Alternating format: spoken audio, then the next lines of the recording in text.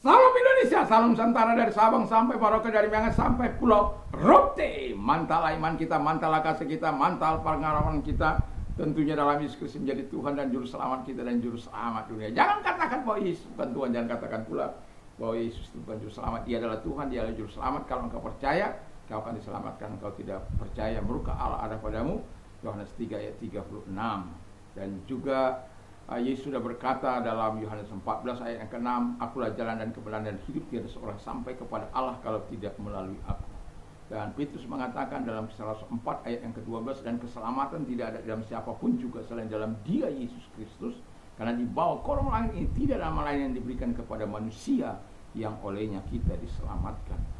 Dan Yohanes 3 ayat 16, karena begitu besar kasih Allah akan dunia ini sehingga ia mengaruniakan anaknya yang tunggal supaya setiap orang percaya kepadanya tidak binasa melainkan beroleh hidup yang kekal. Mantap. Dengan hati percaya engkau dibenarkan, dengan mulut mengaku engkau diselamatkan. Nanti dibaca dalam Roma 10 ayat 9 dan 10. Kiranya Tuhan membuat kita memilih yang terbaik dalam hidup ini. Puji nama Tuhan. Saya akan membaca firman Allah, sebelumnya kita berdoa.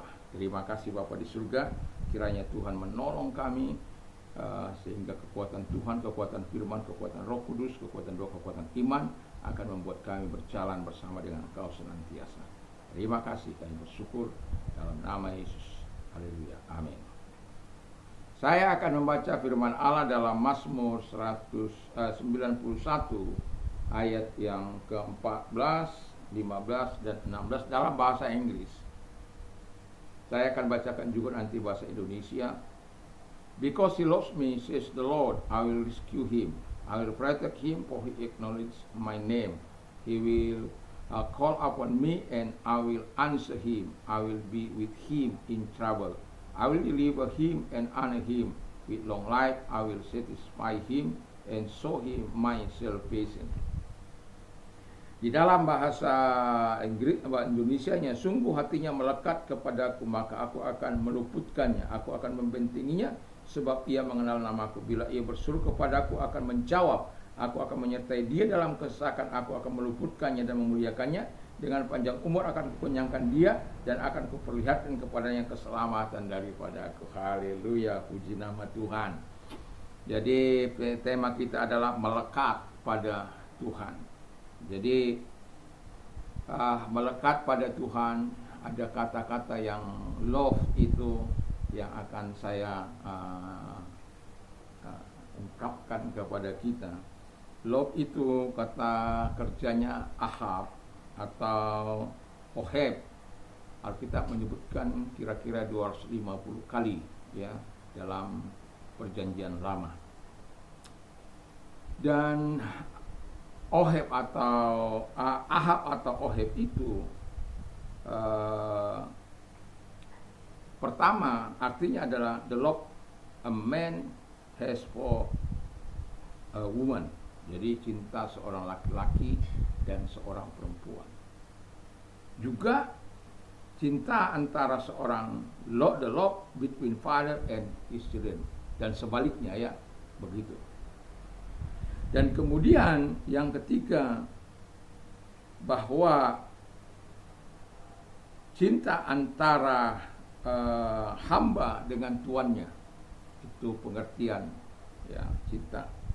Atau seorang sahabat dengan sahabatnya, bagaimana kita tahu Daud ya mengasihi sahabatnya Yonatan, ataupun Eliezer begitu mencintai hambanya atau tuannya, dan demikian juga Abraham sehingga dia mempercayakan segala sesuatu kepada Eliezer. Nah, yang mau saya katakan adalah ketika kita mengasihi Tuhan, itu membutuhkan keintiman, persekutuan, bukan persekutuan kaleng-kaleng. Anda bisa bayangkan kalau suami istri tidak ada persekutuan mereka, maka itu bisa dikatakan hanya cinta nafsu. Tetapi Tuhan mau, itu sebabnya Tuhan memuji Pemazmur mengatakan, because he loves me, says the Lord. Allah sendiri yang mengatakan. Jadi Allah yang mengatakan bahwa dia mengasihi aku. Wow. Seperti ini bapa anak mengasihi bapa. Ya. Bapa mengasihi anak. Atau seorang hamba mengasihi tuannya. Tuhan mengasihi, atau seorang sahabat mengasihi sahabatnya. Bukankah Tuhan mengatakan kita sebagai sahabat atau sebagai suami istri? Itu sebabnya sangat dalam cinta ini ketika kita kaitkan dengan kasih Kristus, cinta kita kepada Kristus, kepada Allah itu. Dan itu sebabnya saya mau katakan hubungan yang demikian, hubungannya begitu luar biasa, hubungan yang akrab.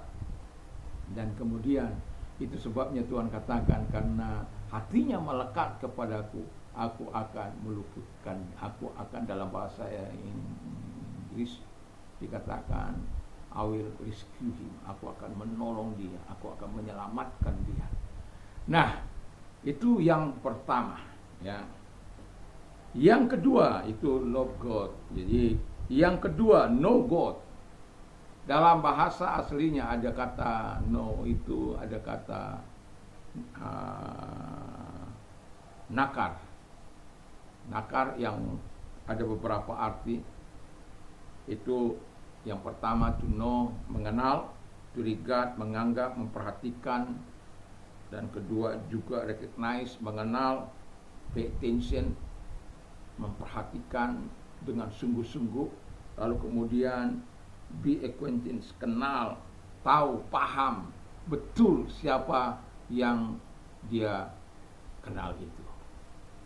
Itu pengertian yang pertama. Pengertian yang kedua yaitu yadah. Yadah itu ditulis dalam Alkitab kira-kira 995 kali. Itu yang pertama, to know by observing. Jadi mengenal Allah, to know God itu berarti mengenal Allah melalui pengamatan yang begitu panjang. Jadi mengamati, memperhatikan, melihat. Yang kedua, to know by thinking. Jadi dia melakukan pemikiran yang matang untuk menaruh harapannya kepada Tuhan. Lalu yang ketiga yang tidak kalah pentingnya adalah to know by experience. Jadi mengenal Allah melalui pengalaman. Itu sebabnya inilah yang mau saya tekankan, bahwa pengenalan kita bukan hanya sekedar melalui pengamatan, pengenalan kita bukan melalui sekedar pemikiran yang panjang itu atau pemikiran yang matang itu, bukan berarti itu tidak penting. Tetapi yang mau saya tekankan adalah bagaimana kita mengenal Tuhan melalui pengalaman yang kita alami bersama dengan Tuhan. Sehingga kita bisa bercerita bagaimana Tuhan sudah melakukan hal-hal yang besar dalam hidup kita. Kalau kita tidak pernah mengalami yadahnya Tuhan, pengalaman bersama dengan Tuhan, pengenalan kita melalui pengalaman kita bersama dengan Tuhan, bagaimana kita mau bercerita soal Tuhan yang hebat itu. Satu contoh, saya mengenal Tuhan bahwa dia adalah tabib di atas segala tabib. Apakah engkau percaya dia tabib di atas segala tabib? Apakah engkau kalau sakit pergi kemana? Yang pertama kau cari Tuhan apa? Mempercayakan hidupmu kepada Tuhan atau kepada siapa?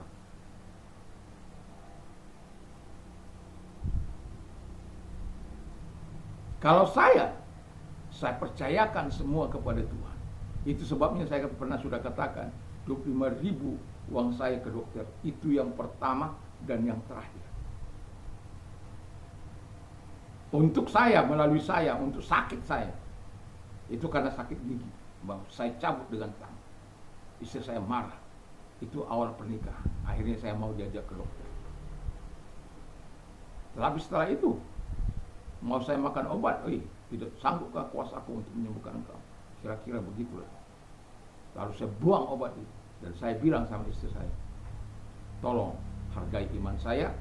Dan mungkin kalau pingsan saya baru, walaupun dalam keadaan sakit yang begitu luar biasa, saya katakan tidak, selama nafas saya masih ada. Bagi saya, kalau Tuhan mau sembuhkan, ya Tuhan sembuhkan. Kalau Tuhan mau panggil, melalui apapun, saat tidur pun saya bisa dipanggil oleh Tuhan. Saat sakit pun saya bisa orang kadang-kadang kau bodoh. Ya memang karena kebodohan itulah saya percaya kepada Tuhan. Tapi Tuhan tidak pernah mengecewakan. Kenapa? Saya liadah dengan Dia.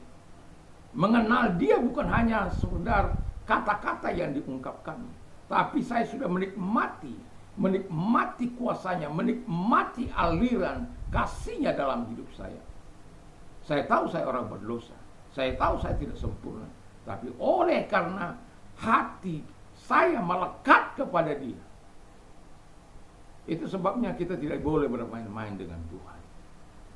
Kadangkala ada orang hidup bersandiwara. Di sini dia A, di situ dia B. Di sini dia munafik, di sana dia bunglon. Di sini dia bercabang dua, di sana dia fitnah. Itu bunglon namanya. Munafik, hipokrit. Dan itu sangat dibenci oleh Tuhan. Tapi Alkitab katakan, kalau kita love Jesus, yadah know Jesus, wah, it's very different in our life. Sangat berbeda dalam hidup kita. Dan itulah sebabnya saya mau katakan kepada kita, pertanyaan saya, apakah kita mengasihi seperti apa yang dikatakan oleh firman Allah? Apakah kita mengenal hanya sekedar pengetahuan? Apakah kita mengalami? Itu sebabnya bedanya orang Yahudi dengan orang Yunani. Orang Yunani itu pakai ini, tapi orang Yahudi dalam menceritakan Allah itu melalui pengalaman mereka dengan Tuhan. Sehingga mereka, apa yang dialami itu yang mereka ceritakan. Pelepasan orang Israel dari tanah perbudakan yang dialami oleh mereka, itu yang mereka ceritakan. Perbuatan-perbuatan besar yang mereka alami. Dengan mudah kita akan bercerita.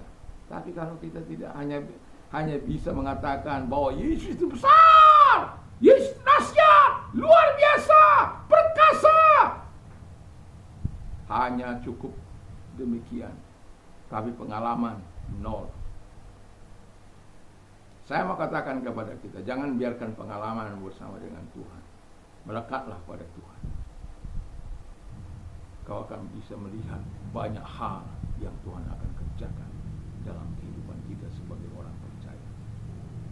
Saya bukan manusia super, bukan. Tapi saya belajar untuk terus menyerahkan diri kepada Tuhan dalam situasi yang enak maupun yang tidak enak, yang suka maupun yang tidak suka.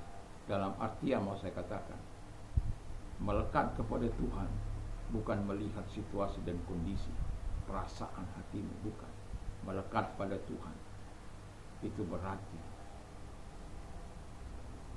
betul-betul engkau tidak dapat hidup tanpa Dia, tanpa bantuan Tuhan, tanpa pertolongan Tuhan.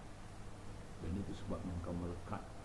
Karena kalau engkau melekat, maka Dia yang akan bertanggung jawab, yang akan menolong, memberkati, memberi yang terbaik. Kiranya Tuhan Yesus memberkati kita, biarlah kita mencintai Tuhan dan menolong, mengenal Tuhan dengan benar, sehingga kita menikmati yang terbaik dalam hidup ini. Mari kita berdoa. Terima kasih Tuhan, kami tahu Tuhan mau hati kami melekat kepada Tuhan, mengasihi Tuhan dan mengenal Engkau, sehingga Tuhan kami menikmati apa yang seharusnya kami nikmati dari Tuhan. Terima kasih Bapa di surga. Kami juga berdoa, kiranya bagi mereka yang sakit, kalau engkau sakit, arahkan tanganmu kepada Tuhan. Dalam nama Yesus, segala sakit penyakit yang mereka derita, lihat tangan-tangan yang diarahkan kepadamu. Dalam nama Yesus aku perintahkan, keluar! Dan oleh bilu-bilu daripada Tuhan Yesus, engkau sembuh oleh kuasanya, engkau sembuh oleh jamahannya, engkau sembuh dalam nama Yesus. Dan kalau engkau sedang mengalami masalah dalam hidup, mari datang kepada Tuhan, percayalah bahwa Tuhan mau menolong engkau. Karena Dia berkata, kalau engkau datang kepada Dia, engkau akan dilegakan, bahkan akan ditolong. dilepaskan dari segala kesulitan. Bahkan Tuhan menyertai engkau dalam kesesakanmu, sehingga engkau cakap sampai Tuhan melakukan pertolongan itu. Dan kalau engkau orangnya, angkat kedua belah tanganmu. Mari kita berdoa. Lihat tangan-tangan yang diangkat kepadamu, biarlah pertolonganmu datang kepada mereka. Janjimu nyata bagi setiap kami yang percaya kepadamu. Janjimu ya dan amin bagi setiap kami yang percaya pada firman-Mu. Terima kasih Bapa di surga, kami percaya firman-Mu, pertolongan-Mu datang, kebaikan-Mu datang, kasih-Mu datang, bantuan-Mu datang bagi setiap kami, sehingga setiap kami memuliakan Engkau dan berkata, Tuhanlah yang melepaskan kami dari kesesakan kami. Terima kasih, kami bersyukur dalam nama Yesus. Haleluya. Amin. Selamat pagi. Kiranya pagi ini menghantar kita untuk terus berjalan dalam ketaatan dan takut akan Tuhan dalam kehidupan kita. Damai sejahtera Allah yang melampaui segala akal akan melahirkan hati dan pikiran kita mulai saat ini sampai selama-lamanya. Tuhan Yesus memberkati. Mantap.